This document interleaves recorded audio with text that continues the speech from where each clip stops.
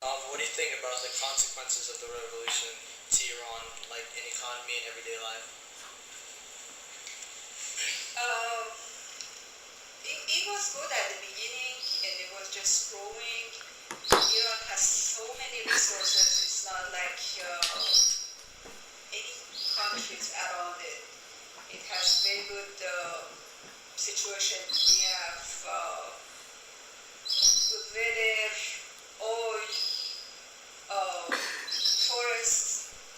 They have so much land comparing to other countries around us. They don't have that much land or the weather.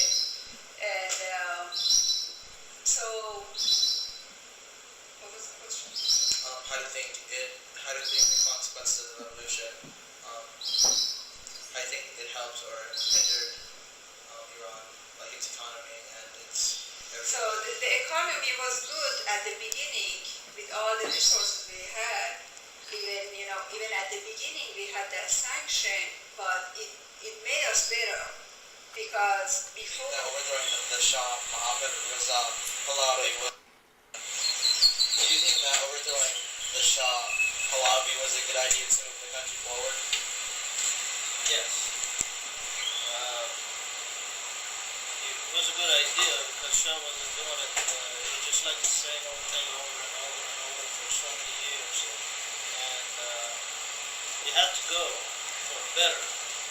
But at the beginning, when the revolution started, it was a good thing. And then it changed it. My name is Michael Hadi Abu Asif. So I was 18 years old, but I was already in U.S. back then. I came to U.S. in 1977, and the revolution began the year after that in 1978. And then Shah left in February of 1970 and then to other states. So it was tough back then because right then the revolution was taking place. Right. Did you stay by yourself? Yeah, I was by myself. I didn't have anybody. I didn't know anybody. I just came here with one suitcase and $1,000 in my. Okay, so the king of Iran was Mohammad Reza Shah Pahlavi, and so Mohammad Reza and Shah means king. So Iranian regime has always been a kingdom ever since the beginning, 2,500 years ago. You had a kingdom, so it's gone from kings to kings to kings, and there have been different eras. So the last era of the kingdom was the Pahlavi, Pahlavi. Mohammad Reza left the country because the prime minister took over. His name was Mossadegh, and he was well liked. And in about less than a week, so in about a week, he was brought back, and he was the king since 1953 till 1978 when the revolution began. So your question, now that we know that, the question was, why did the revolution begin?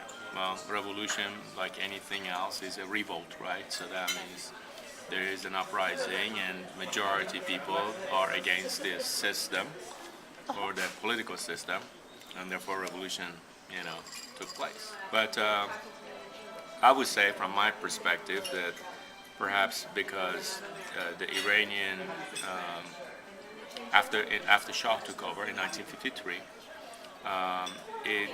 the country grew too fast. It became modernized too fast, way too fast.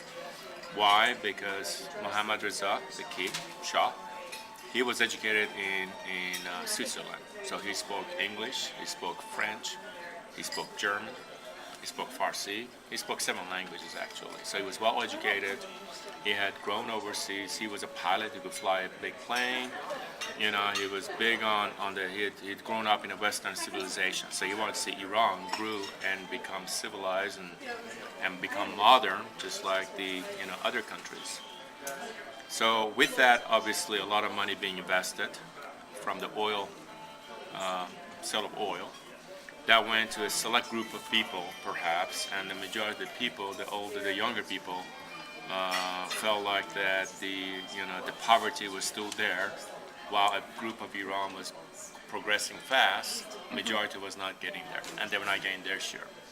That's one philosophy. There's other philosophy behind that Iran was becoming, with the Shah was becoming too powerful in the region, and that was against the other forces and other plans. So, situation was created for him to. But you can't say Shah. Everybody's no Shah. Were there like protests or anything, or was it just basically? So there was a lot of protest, and that started in '78 when the news came that some 100 people were actually they died, burned in a fire in a movie theater, and that they said that the Iranian Central Intelligence, if you would, had caused that, and therefore that's what was like the spark. That's what really got everything, and a lot of people started protesting against that, and one thing led to another, and when it got really bad was when the people went on strike. Okay.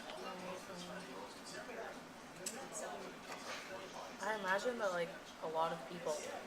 Did a lot of people leave during the revolution?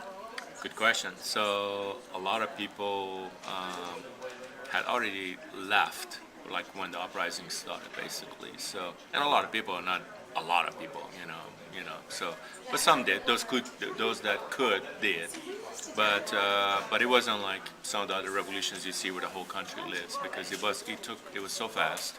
6 months is not much time, in terms of a revolution time. Yeah. So there wasn't a lot of fighting. There wasn't a lot of it wasn't like people had guns and come out in the street, and there was a lot of fighting and bloodshed and killing, like you see today, like what's happening in Syria or some of the other countries, that in your era, in your age that you see.